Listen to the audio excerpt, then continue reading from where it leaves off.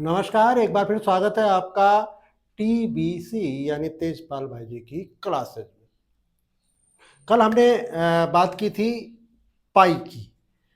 पाई एक ऐसा गणितीय अक्षर जो जिसने वृत्त की, पूरे सर्कल की पूरी परिभाषा को ही बदल के रख दिया, उसकी गणनाओं को ही बदल के रख दिया।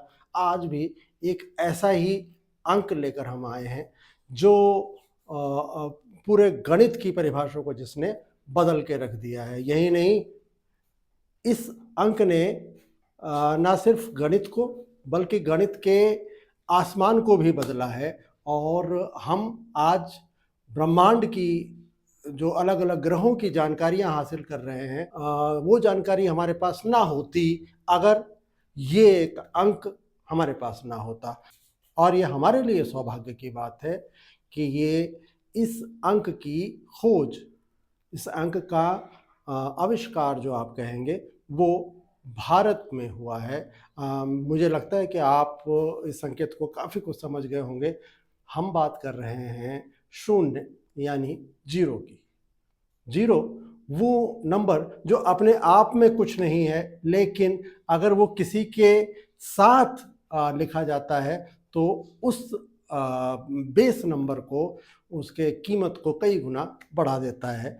बात करते हैं जीरो के इतिहास से, शुरू करते हैं और समझने की कोशिश करते हैं कि जीरो का मूल्य अपने आप में क्या है। अगर मैं आपसे ये पूछूं कि वो अंक बताइए जिसकी अपने आप में कोई वैल्यू नहीं है, जिसका कोई मान नहीं है, आप सीधा सा जवाब देंगे कि ऐसे अंक को लिखना ही क्यों। लेकिन अब मैं आपको उदाहरण के तौर पे बताता हूं।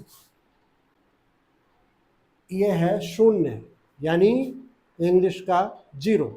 ये जीरो अगर यहाँ पर है तो इसकी वास्तव में कोई वैल्यू नहीं है। जैसा मैंने कहा था कि वो अंक जिसकी कोई वैल्यू नहीं है, इस समय इसकी कोई वैल्यू नहीं है।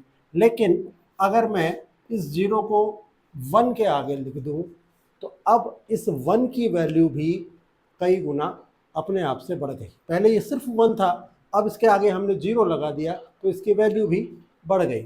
ऐसे ही अगर हम एक जीरो और लगा दें 1 के आगे तो इसकी वैल्यू और ज़्यादा बढ़ जाती है। अब 10 गुना ज़्यादा हो गया। ऐसे ही एक और जीरो लगा दिया जाए तो उसकी वैल्यू अपने आप ही इससे 10 गुना ज़्यादा हो जाती है। इसका मतलब ये हुआ कि जीरो भले ही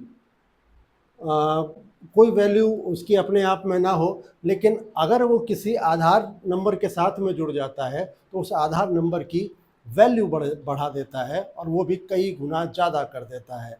इसका मतलब कि जीरो का अधिमान गणित में और नंबरों से कहीं ज़्यादा है। जीरो जब आया तभी हमें बड़ी बड़ी गणनाएं, ग्रहों के बीच की दूरी, सूरज से पृथ्वी की दूरी, चंद्रमा से सूरज की दूरी या फिर पृथ्वी की दूरी, इन सब गणनाओं को करने में बहुत आसानी हुई। और इसके लिए पूरी दुनिया आज भी धन्यवाद देती है भारतीय गणितज्ञ ब्रह्मगुप्त का। ब्रह्मगुप्त ब्रह्मगुप्त जिनका जन्म 628 ईस्वी में हुआ था और उन्होंने ब्रह्म स्फुट सिद्धांत नाम से एक जो पुस्तक लिखी, उसमें उन्होंने जीरो को स्थापित किया।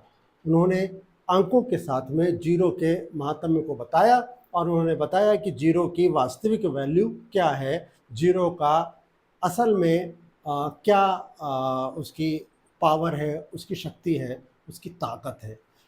निश्चित रूप से ये बात बिल्कुल सही है कि जीरो अपने आप में कुछ नहीं है, लेकिन जब वो किसी अंक के साथ जुड़ जाता है तो उस अंक की पावर को, उस अंक की ताकत को, उसकी कीमत को कई गुना ज़्यादा बढ़ा देता है। ठीक इसी तरह से भारत में एक गलतफहमी है जो कई जगह पे बताई जाती है कि भारत में जीरो की खोज आर्यभट्ट ने की। दरअसल आर्यभट्ट ने नहीं, उनके लगभग 150 साल बाद जन्मे ब्रह्मगुप्त ने जीरो की खोज की। आर्यभट्ट ने आर्यभट्टीय नाम से जो पुस्तक लिखी, उसमें उन्होंने ग्रहों की घूर्णन गति का सिद्धांत दिया है। उन्होंने पाई की बहुत नज़दीकी वैल्यू यानी 3.14 के आसपास की वैल्यू भी बताई है। लेकिन अगर हम ये कहें कि आर्यभट्ट ने जीरो का खोज की है, ये बिल्कुल गलत है। आर्यभट्ट का जन्म ब्रह्मगुप्त से काफ़ी पहले हुआ था, लगभग 150 साल पहले। लगभग 476 ईस्वी में आर्यभट्ट का जन्म हुआ था, जबकि 628 ईस्वी में ब्रह्मगुप्त का जन्म हुआ था। इसके बाद उन्होंने अपनी पुस्तक ब्रह्म स्फुट सिद्धांत में जीरो की स्थापना की, जबकि आर्यभट्ट ने आर्यभट्टीय नाम से जो पुस्तक लिखी उसमें जीरो की गणना का कोई जिक्र नहीं है। तो एक गलतफहमी जो आपके मन में अमूमन बचपन से बैठी हुई है कि आर्यभट्ट ने जीरो की खोज की थी, ऐसा नहीं है। ब्रह्मगुप्त ने जीरो की खोज की थी। शून्य आखिर है क्या? शून्य अपने आप में जिसका कोई मान नहीं है, लेकिन जब वो किन्हीं अंकों के बीच में लगता है या अंक के साथ लगता है तो उस मान को कई गुना ज़्यादा बढ़ा देता है। ये शून्य की कहानी में आपने देखा।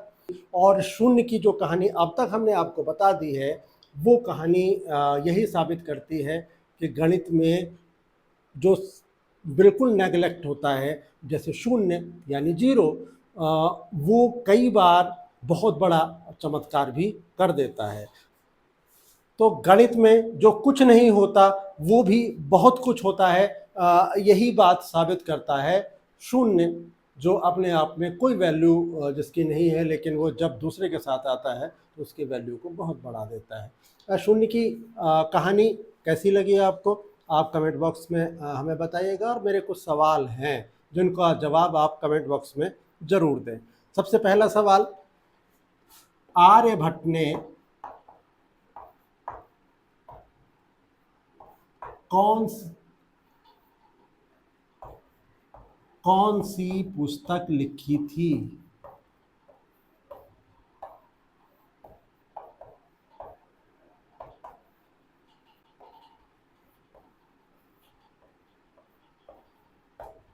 पहला सवाल कि आर्यभट्ट ने कौन सी पुस्तक लिखी थी, और इस सवाल का जवाब आप देंगे कमेंट बॉक्स में दीजिए। और अगर साथ में अपना नाम और आप कहाँ से इस वीडियो को देख रहे हैं अगर वो भी बताएंगे, तो अगले वीडियो में हम आपके नाम का और आपके उस स्थान का जिक्र करेंगे और आपको धन्यवाद भी करेंगे। फिलहाल आप पढ़ते रहें, पढ़ाते रहें, और गणित से डरना मना है, ये भी गुनगुनाते रहें।